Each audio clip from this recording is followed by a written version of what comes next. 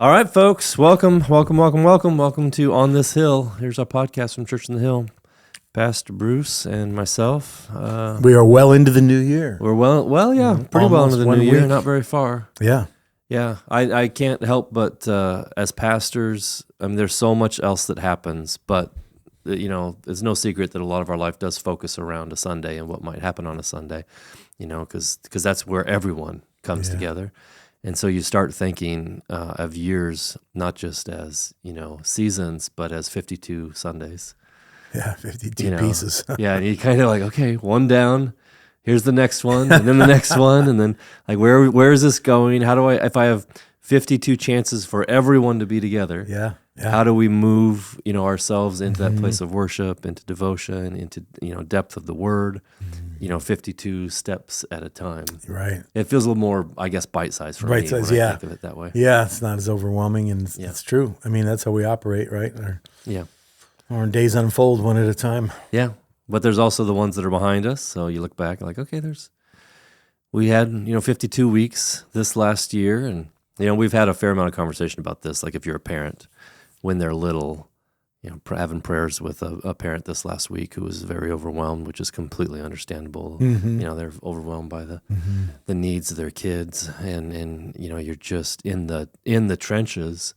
But then when they get farther along and you say hit middle school, high school, you're like, wait a minute, I've only got this many more years with them. Yeah. Or I've only got, if you really, in high school, I started realizing I've got 4 summers left. Yeah. 4 kids' summers left. And then I have adults, and that's different. But 4 kids, what do I want to do with these last summers? Yeah. How do I treat them? Yeah. It's interesting how it depends on the stick that you measure with, right? But, I think that, what is that adage? It seems like the days crawl by, but the years fly by, and I think we find that to be true. The days just, we get in a groove, we have our heads down, we just do our jobs or whatever, but then you wake up and realize a lot of days have gone by. But when you put it in that framework of, what if I used a different measurement, like 4 summers or 10 summers? Yeah. 10 is a much smaller number than 13,000 or something like that, right? And so... Yeah, Tricia and I were reflecting on time the other day too, and we're saying how one of the reasons why time feels relative, not just in the relativity sense of the word that Einstein talked about, but it feels relative because of the percentage of your life that has been spent. Yeah. Like with those kids, you say, oh, I've spent 80% of the time I'm going to have with these kids as kids. And so I've only got 20% left, and that changes. And then when you think in the scale of your life, like, okay, I'm 53, where does that put me in percentage? And you realize, wow, what was behind me went fast now when I think, well, I've got less in front of me than I have behind me. And it starts to feel like time is going faster. Slow down. So I want to talk maybe a little bit today about looking back to look forward, because we are at that place still of the new year, but looking backwards in order to make a better chart forwards, which is a healthy thing to do. Yeah. I think, it is a healthy thing to do, and I think it's never too late to rechart the course. Right? Yeah, I think we take advantage of the days that we have, and I think as you get older too, you realize there's a lot of things that I'm convinced now are worthless in the pursuit of those things, or there's a lot of things I'm not going to do. I'm not gonna. It's not worth even thinking about or putting any energy into it. So one of the things that we do as a staff is we purposefully every week in a staff meeting, we look backwards. We say, what did we do? How did we do it? Yeah. What grade would we give ourselves? Like if we had to grade ourselves. And we don't try to just be surface and say, well, that was good or that wasn't very good. We say, well, why was it good? What made it good? What was the success about that? Or what was the failure? And how do we not repeat the failure? So we're looking backwards because we know we've got another week ahead of us and we're going to be doing similar things. How do we do them better? Yeah. So lives I think, should be examined like that. Like, I think isn't that what the psalmist meant when he said, Lord, teach us the number. So Lord, teach us. So there's a sense there, I don't have the real ability to do it on my own. Lord, teach us, show us how to number our days so that we can apply our lives and live wisely. I'm paraphrasing a little bit, but that's what it says. Yeah. So there's this sense of deliberate kind of contemplation or deliberate evaluation of like, so Lord, I want to make wise decisions because I want to live wisely. Yeah. I want to take advantage of the time. It's interesting that there's a lot of commodities out there, and there's a lot of resources out there that we can get more of. We can get more gold or silver or land or degrees or whatever. But the one thing that's you can't purchase is time. Yeah. You can't deal for more time. You can't bargain for more time. You can't buy more time. Time is the ultimate limited resource. Yeah. Yeah, and one of our values at Church on the Hill is the pursuit of excellence. Yeah, it's a pursuit. I was having this conversation with Adam, who is our head of schools. So he's got quite a few kids underneath his care, quite a few teachers, employees underneath his care, and we call on the church side, and we're the same ministry, but we operate. We do different things, but we're the same ministry. But what we call pursuit of excellence, he likes to call make it better. And I had this conversation yesterday. He goes, well, excellence to me feels like a destination, and I want to just always make it better. Well, that's why I think we call it the pursuit of excellence. Yeah. We're not it's constantly, it's movement. Yeah, we never put a bow on it and say, done. We're never going to change that. We've perfected it. But we do pursue excellence in the things that we do, where he tries okay, how do we did it, but how do we make it better? Yeah. Isn't it interesting how time reveals, the quality of a work or the quality of something? We talk about time-tested wisdom, or we talk about something that's going to stand the test of time, whether that's a building or a policy. It's going to stand the test of time. But time actually reveals, a lot about the quality of our work. In the beginning, even in the state of Oregon, how many policies have been implemented and then reversed a year or 2 or 3 later because you realize with the passing of time, it wasn't as brilliant as we thought it was. Yeah.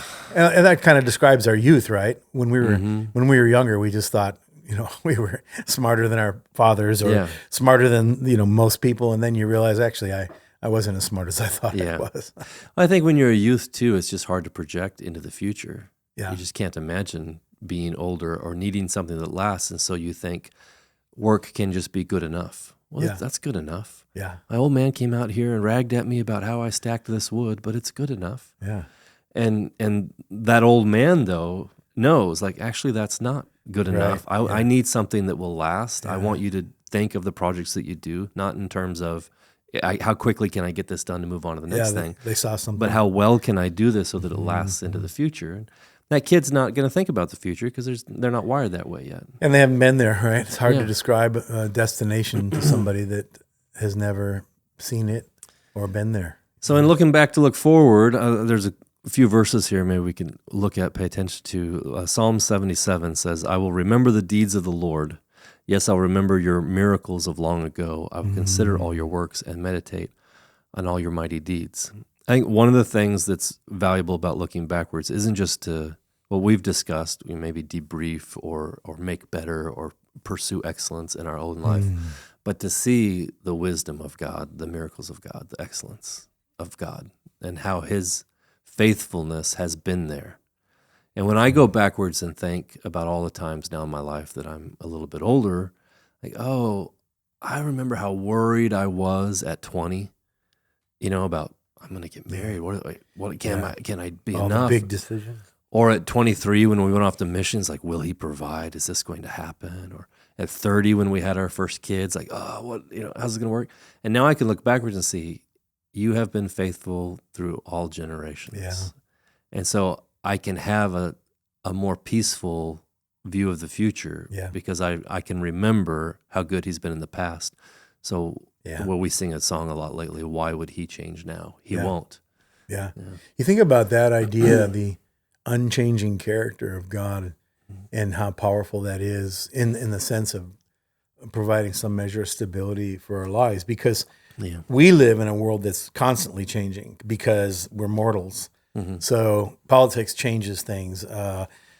Just a great example is this week, people in Southern California woke up to a raging wildfire that's destroying thousands of homes and displacing over 100,000 people. Well, you don't think about that stuff. No. You don't plan for that, and all of a sudden it's happening. So your world is, there's a whole bunch of people whose entire worlds are turned upside down. But the character of God is unchangeable.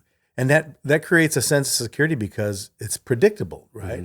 I mean, when you can trust something that doesn't change, I think and there's little examples and there's big examples of that. Like the fast food restaurants have discovered in the sense that they're not selling good food, they're selling predictability. Yeah. Right. It's all a McDonald's hamburger has been the same since its inception. It's not called good food, it's called fast food. Yeah. Yeah. But God is just, again, a zillion times bigger than that. But his character, that's why I think the prophet Isaiah, God said, hey, look for the ancient past. Yeah. Ask for the ancient past. Ask for the ways. Not the good old ways. He wasn't talking about a sentimental, like, play the good old song. No, he was talking about tried and true ways that are just as true today as when they tried him the first time. Deuteronomy 8:2. Remember how the Lord your God led you all the way in the wilderness these 40 years. And this is Moses telling them, hey, he's bringing to remembrance, hey, you're freaking out about what's ahead of you. Yeah. But remember what's behind you so that you can move forward and trust that he's also going to be in the battles in the promised land. Yeah. So don't stay in the wilderness because that's where I last saw his faithfulness. If he's moving into the promised land, move with him because the faithfulness doesn't live in the wilderness. Yeah. The faithfulness lives in God. That's why I think, isn't it, that God always told his people to build monuments. Hey, I want you to, put up this pile of rocks. Yeah. But when people ask, so what's with the rocks, you're going to retell the stories. I think that's just such an amazing thing when you think about it. It's not like God was saying, hey, walk forward looking backwards, but it was like walk forwards and don't forget what happened back there. And I think there's a distinct difference there, because sometimes just looking backwards alone, that can be disorientating because you're not going anywhere. Yeah. But we always are. It's kind of like, I don't know if it was you, somebody just said this recently, that I'm always glancing in the rearview mirror, but I don't stare in the rearview mirror as I'm driving, because if I do, I'm going to crash. Right, exactly, yeah. So Philippians, Paul says, actually there's value in forgetting too, but one thing I do, forgetting what lies behind and straining towards what is ahead, I press on towards the goal to win the prize for which God has called me heavenward in Christ Jesus. So there's a part of healing, I think, that like, yes, I remember the past, but now I'm going to purposefully look away from it. I'm not going to dwell on, well, for Paul, he doesn't elaborate on this, but I believe he's probably talking about his past. Sure. Yeah. And his former days as a persecutor of the church, as a Pharisee, as someone who tried to keep the law, who believed he could keep the law well enough that would earn his salvation. And he says, no, I forget those. I don't live back there. There's past hurts. There's past regrets. I live and I walk in the forgiveness of God. Yeah, yeah, yeah. You think about the concept, just the one thing of gratitude. Gratitude is mostly being thankful for something that's happened or been given to me or been done for me, right? Oh, thank you for that, having me over for dinner. Or, thanks for helping me change the flat tire. And so those monuments that God asked them to build were supposed to generate gratitude. Yeah, right. Yeah. But gratitude is the idea of gratitude is a learn. That's what we teach our kids, right? Say please and say thank you. So and so gave you a piece of candy, tell them thank you. So and so bought your ice cream, tell them thank you. Mommy washed your clothes, tell her thank you, right? Yeah. And what you're doing is you're creating a kind of a lifestyle. You're creating a kind of a portion of their character. Yeah. So, but it's wild when you do that, because it changes the way you see the future, right? If I'm grateful for my past, then I have a measure of faith for my future. Those two things are linked together. Yeah. I've been thinking lately, we're going to talk to the men on Saturday. Yeah. I've been thinking lately about how it's interesting how as men age, they tend to get a little more interested in history.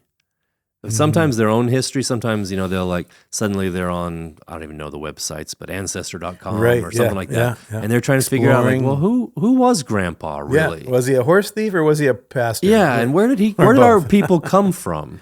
They start getting interested. But also they'll get interested just in world history. Like you become a World War II dad.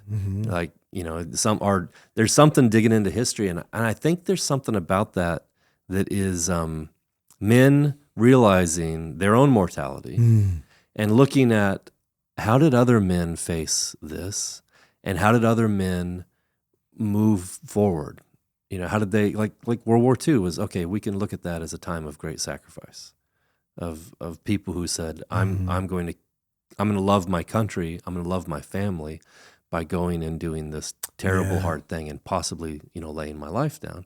And I think there's something that happens in men as we get to a certain age. We're like, well, what am I doing?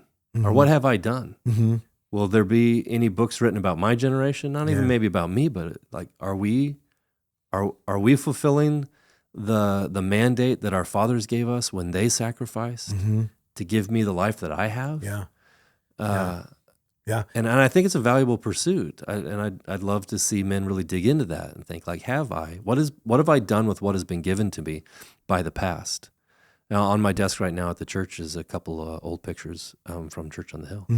One of them in the first building that they had built in Turner, and another one in what we call now the fellowship hall, but was the sanctuary. Was the main building, the building where we are now. And both of them are packed full of people, and both of them I realized like, oh, you guys sacrificed to build both of these places. And then another generation built what we sit in now as a sanctuary. And it's not just about building, but they made space for us, right? So it's worth looking backwards. Say, okay, that's what's been done for me. What am I doing for my children? Yeah. I think too, you have this element of how many books have been written and how many movies have been created about this idea of how did I get here? Who am I? Yeah. And that's where, again, the Ancestry.com or the history is how did I get here? The orphan, the orphan syndrome or the orphan mentality is I'm disconnected from, I have no past. I'm just here. I don't know who my father was. I don't know who, and again, we look at movies like the Star Wars series or something like that, or the Born Identity. Like, how did I get here? Who am I? And we've gone through a phase recently of kind of a backlash, I guess, against the past, where monuments have been torn down. Yeah. And look, I'm not here to say we need to commemorate the South or Robert E. Lee or agree with everything. There are things that we need to say. Oh yeah, that was a man who made history in certain aspects, but he was not a good man who made history. He was a bad man who made history. But let's not. I think there's a mistake in destroying the history. Now we should, if there is an unhealthy veneration of evil, then we should destroy that. Sure. But I don't think you destroy that by forgetting it. Yeah. I think you destroy it by remembering it, actually.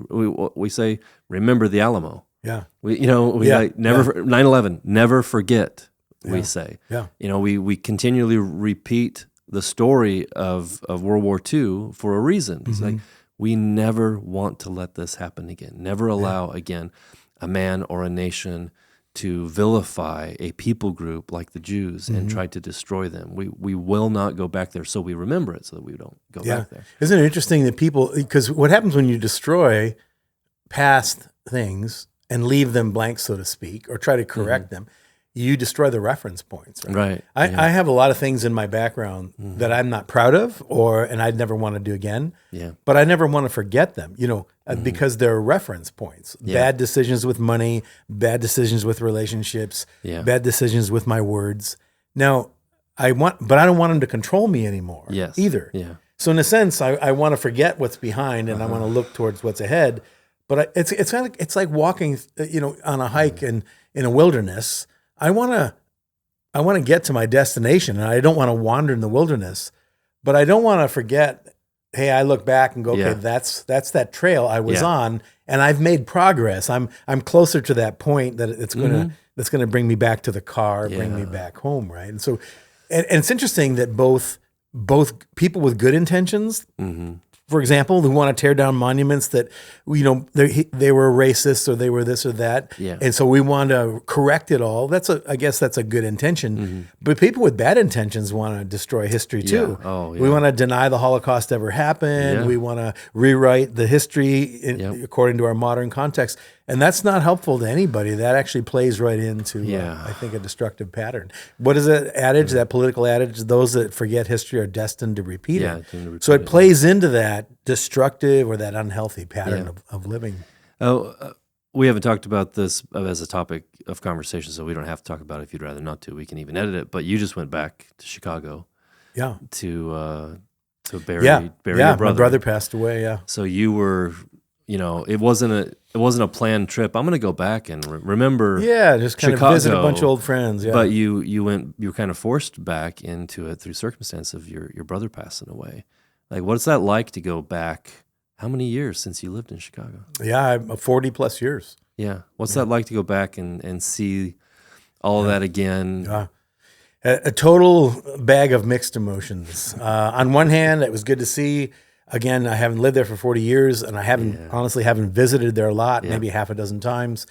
We're on the West Coast. My siblings were kind of scattered all over the country for various reasons, but to go back and to see people and listen. And when I lived there, the reason I left because I wasn't a believer, and so my life was a mess. And I came out to the West Coast, and ultimately we met Jesus and became followers of Jesus, both my wife and I. But when I lived there weren't a lot of great memories. Now my family was together and so forth. That was fine. But again, the decisions I was making, the life I was living, it wasn't a great time, a great season in my life. So to see people it was like it unlocked this door of all these memories. And honestly, it produced a huge amount of gratitude. Like, God, I'm so thankful that you rescued me from a vain life. Like, kind of like Paul. I say that every time I drive through Umatilla. Yeah, you rescued me. If I would have stayed, and God's sovereign. I don't know what would have happened, how long it would have been before I met Jesus and his life. He changed my life and so forth. But the culture there is so mixed between ethnicity and religiosity because of the Catholic faith. And again, I'm not knocking that necessarily, but there's just it's like a shell. There's a little bit of emptiness or a lot of emptiness there.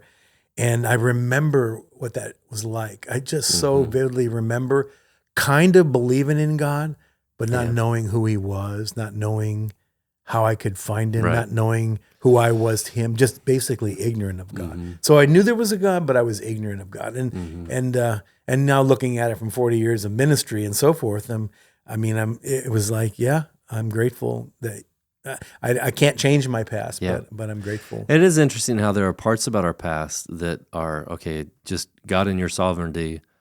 I was just wandering. I just moved from this to this, but you weren't.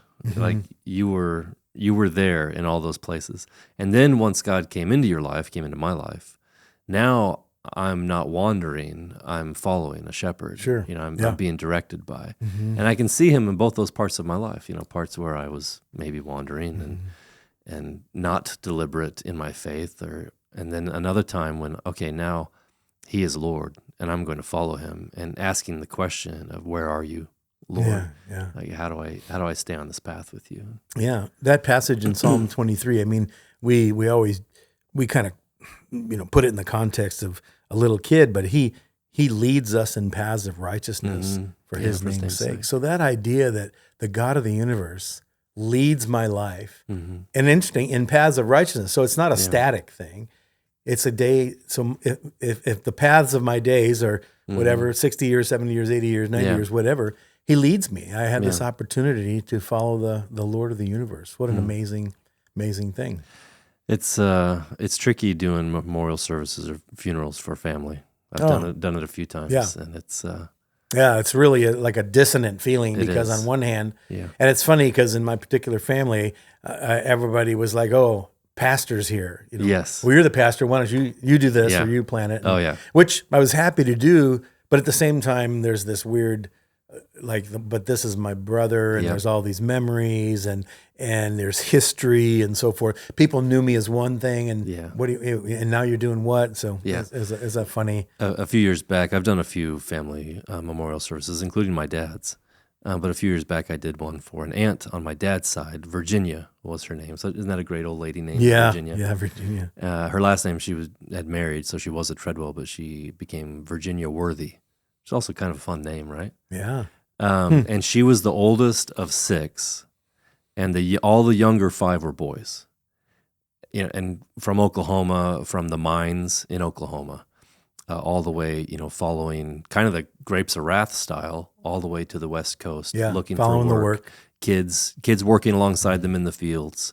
Finally landed in vineyards up in Washington State. Lived in a tent for a year while they saved money to build a shack. I mean, literally, it was a shack on a little piece of property that they scrabbled together and buy. And she was the second mom to all of those, right? Because when you're the oldest and you're a girl, especially at that time in that culture, she raised those boys. And she was a bit of a hard nose. Yeah. Like she was tough.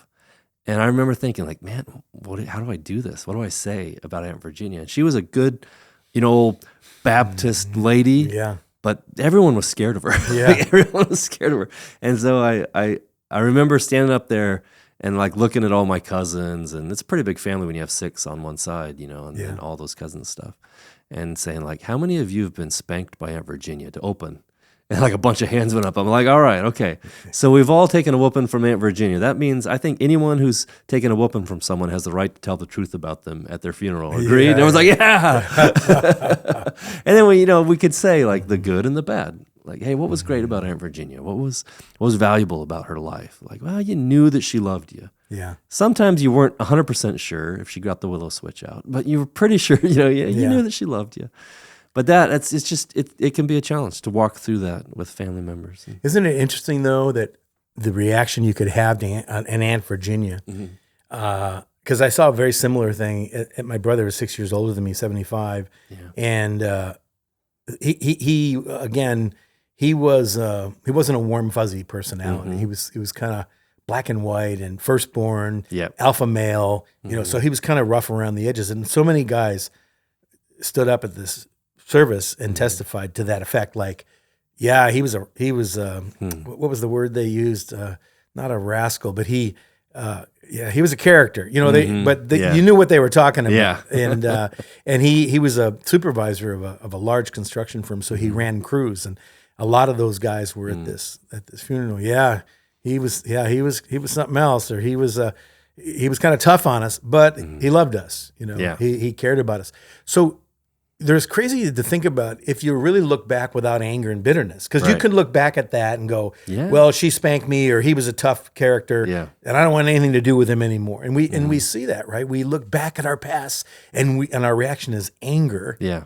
And sometimes, again, it's understandable. Sure. But what would happen if we could look back and go, okay, now I see what has shaped me. I'm able to throw out, like these monuments we talked about. I'm able to throw out the bad, but hold on to the good. Yeah. What do I want to remember about the good things? Yeah. What are the good things I want to remember? And what are the things I'm going to let go of? That's not going to be me going forward. So it's this ability to stand and look backwards and forwards and go, okay, that's what shaped me. But tomorrow is a new day. There's this quote that we talked about before we started here, C.S. Lewis. He said, you can't go back and change the beginning, but you can start where you are and change the ending. So you think about people who have been abused, people that have had tough backgrounds, tough childhoods, and it just seems unjust, unfair, and it can either produce anger or it can shape me in a way that refocuses my future. Yeah, this podcast will come out after Sunday service, and one of the points we're going to talk about, we're in a little mini series about kind of having a resolution, a resolve to walk in obedience, walk in love, and walk in truth. And this Sunday was love. At the end, we're going to talk about to love is to forgive. Like if you're going to walk in love, you're going to have to embrace forgiveness. You can't call yourself someone who loves and not do the hard work of forgiveness. And there's something about what you're describing. I was just thinking of it as it's like looking backwards through the cross. Yeah. Right? You're not just looking backwards. There's an old country song. I want to say Randy Travis sang it, but I can't remember for sure. Called "Digging Up Bones," resurrecting memories that are better left alone. Yeah. Tonight I'm sitting alone, digging up bones. It's not just doing that. It's not just digging up bones. It's looking backwards through the cross, through the redemption story, and saying, "Okay, God, I see where you were. There's real hurts back there, but the only like I'm no time traveler. Like say, I can't go back and change it, but I can with you change the way it affects my future by forgiving it. Yeah. By doesn't have to define my future. Yeah. Well, there's always work of repentance from our background, but can be work of redemption as well. And like we said at the beginning of this, there should be work of gratitude as well. Like, have I done the work of gratitude? Or do I only look backwards in bitterness at the pain that others caused me? Or can I also look back in gratitude at what others have done for me, what God has done for me? Can I look backwards in repentance and realize what I have done wrong and repent of it and receive that forgiveness from God so that I can forgive others? There's beautiful work to be done there. And if it's not done, then I don't have a bunch of hope for our future. It would leave you cynical. I mean, how could you, without a sense of God at work in the big picture of my life, both past, present, and future, how could I not feel like I was at the mercy of circumstances, whether those circumstances were evil people or tragedies or something? There's a book in the Bible. It's the Book of Tears, right? And it's called Lamentations. All right. And it's called Lamentations for a reason, because they're in captivity. They're suffering as a result of their sin. And in the middle of that book, the writer says, the steadfast love of the Lord never ceases. His mercies never come to an end. They're new every morning. They're new every morning. Great is thy faithfulness. So you think about, in the midst of they were at the lowest point of their existence. They were in captivity. They were being destroyed, literally body, soul, and spirit.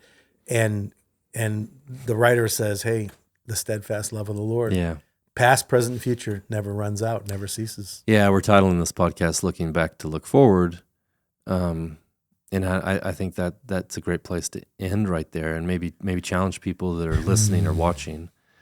Whatever season you're in, like in the Book of Lamentations, it was a season to lament. That was the right time to cry, to mourn, and they were mourning their own sin and failures and the consequences. Where it had gotten them, yeah.